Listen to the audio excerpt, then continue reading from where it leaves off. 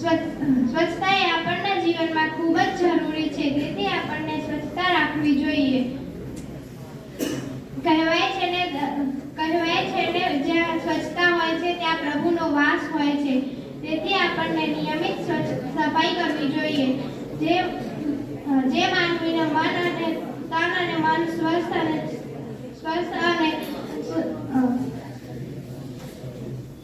સ્વસ્થ હોય તેના મન મંદિરમાં ઈશ્વરનો વાસ હોય છે, તેથી આપણને સ્વચ્છતા રાખવી જોઈએ. झुकने की नहीं है धरती मैया, अपनी आदत बदलो भैया. झुकने की नहीं है धरती मैया, अपनी आदत बदलो भैया. न करो किसी पड़ोसन का इंतजार, देश है सबका बढ़ाओ स्वच्छता अभियान. આપણને જાણીએ છીએ કે માતા લક્ષ્મી પણ હંમેશા વિષ્ણુ ભગવાનના ચરણો સાફ કરતા હોય છે, કારણ કે તેઓ પણ જાણે છે કે જ્યાં સ્વચ્છતા ન હોય ત્યાં લક્ષ્મીનો નહીં પરંતુ અલક્ષ્મીનો વાસ હોય છે. તેથી આપણને પણ સ્વચ્છતા જાળવવી જોઈએ. આપણનામાં પણ ઘણી બધી કુટેવો રહેલી છે, જેમ કે જ્યાં કચરો નાખવો, ગમે ત્યાં ગંદકી કરવી, કે ચાલતા રસ્તા કે દિવાલો પર થૂંકવું વગેરે જેવી કુટેવોથી આપણા ભારત દેશમાં કેટલી મોટી મુશ્કેલી ઊભી થઈ શકે છે. કૂવાનું પાણી પીને લોકો 100 વર્ષ જીવી ગયા. કૂવાનું પાણી પીને લોકો 100 વર્ષ જીવી ગયા અને આજે પ્લાસ્ટિકની બોટલમાં સ્વચ્છ પાણી શોધે છે. મહાત્મા ગાંધીજીએ કહ્યું હતું કે સ્વચ્છતા એ રાજનીતિક સ્વતંત્રતા કરતાં પણ ખૂબ જ જરૂરી છે. તેથી આપણને સ્વચ્છતાને આપણા આચરણમાં નહીં પણ આપણી આદતની જેમ અપનાવી લેવી જોઈએ. હું અંતે તમને કંઈક કહેવા માંગુ છું.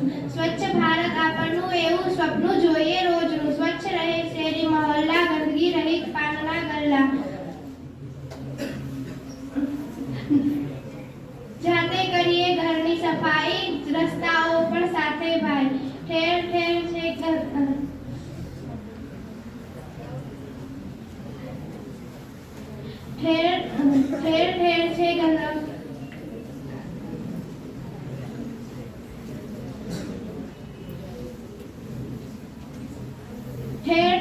ગંદવાડ, ત્યાં ફરે છે મંદવાડ. એક કદમ ઉઠાવીએ સ્વચ્છતા માટે, આપણનું આરોગ્ય આપણી સાથે. ગાંધીજીનો આ વિચાર બદલશે આપણા ભારતનું કાલ. જય હિન્દ.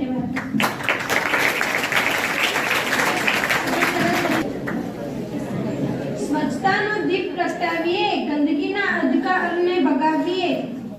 આપણે સ્વચ્છતા જાળવવી જોઈએ હંમેશા. હવે હું ધોરણ 6 માંથી વ્યોમને પોતાનો વિચાર રજૂ કરવા બોલાવીશ.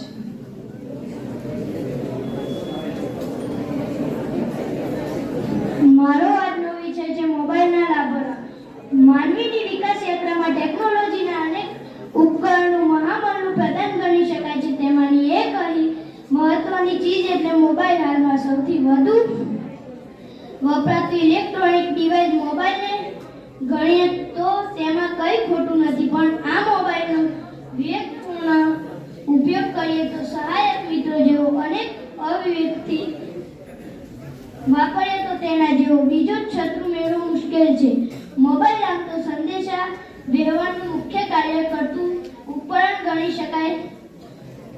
સેંકડો કિલોમીટર દૂર રહેતા સ્વજનને સાથે વાત કરવા માટે કેટલું સુલભ છે મોબાઈલ. અલબત્ત વિડીયો કોલિંગના માધ્યમથી તો વાતો કરવાની મજા જ કંઈક અલગ છે. આ ઉપરાંત આજે મોબાઈલ વિકસિત થઈને કોમ્પ્યુટર જેવો જ કામ આપનાર બની ગયો છે. કોમ્પ્યુટરની ગરજ સારતા કોમ્પ્યુટરથી થઈ શકે તેવા બધા જ કામો થઈ શકે છે. મોબાઈલ મનોરંજન પણ એક સર્વોત્તમ સાધન છે. તમારા પસંદગીના વિડીયો અંગૂઠાના ટેરવે મેળવી શકો.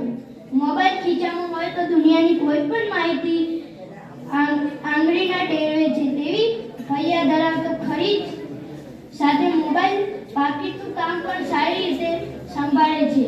રોકડા પૈસા સાથે રાખવાનું જોખમ જ નહીં ને, મોબાઈલ જ બધું સંભાળી લે. આમ મોબાઈલ વિવેકપૂર્ણ બની વાપરો તો તમારી તમામ સુવિધાઓ સંભાળવા સક્ષમ છે. અતિને ગતિ નહીં એ ન્યાય. મોબાઈલનો ઉપયોગ વધારે કરે તો દુશ્મન સાબિત થઈ શકે છે. સમય ખાવ તરીકે તેની બહુ કુખ્યાતિ છે. ઉપરાંત આંખ કાન જેવા અંગોને પણ તે અસર કરતા છે. સ્વભાવે ચીડિયો પણ બનાવી શકે છે. મોબાઈલ પરોક્ષ સંપર્કની મોહબરમાં ઉફાળા પ્રત્યક્ષ સંપર્કોની હોડી મોબાઈલ જ છે. અસ્તુ. ખૂબ જ સુંદર. હવે હું ધોરણ 7 માંથી નમનને પોતાના વિચાર રજૂ કરવા બોલાવીશ.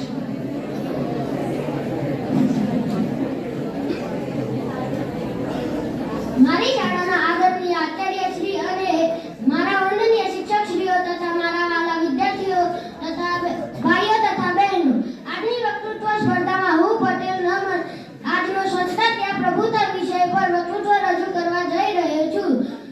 સ્વચ્છ શરીરમાં સ્વસ્થ મન રહેલું હોય છે અને સ્વચ્છ શરીર રાખવા માટે સ્વચ્છ વાતાવરણ હોવું જરૂરી છે. આપણું કર્તવ્ય છે કે આપણે આપણા આજુબાજુના વાતાવરણને સ્વચ્છ રાખીએ. તો એક વિદ્યાર્થી તરીકે આપણી જવાબદારી છે કે આપણે આપણી શાળાને સ્વચ્છ રાખીએ. આપણી શાળાના વર્ગખંડ, પ્રાર્થના ખંડ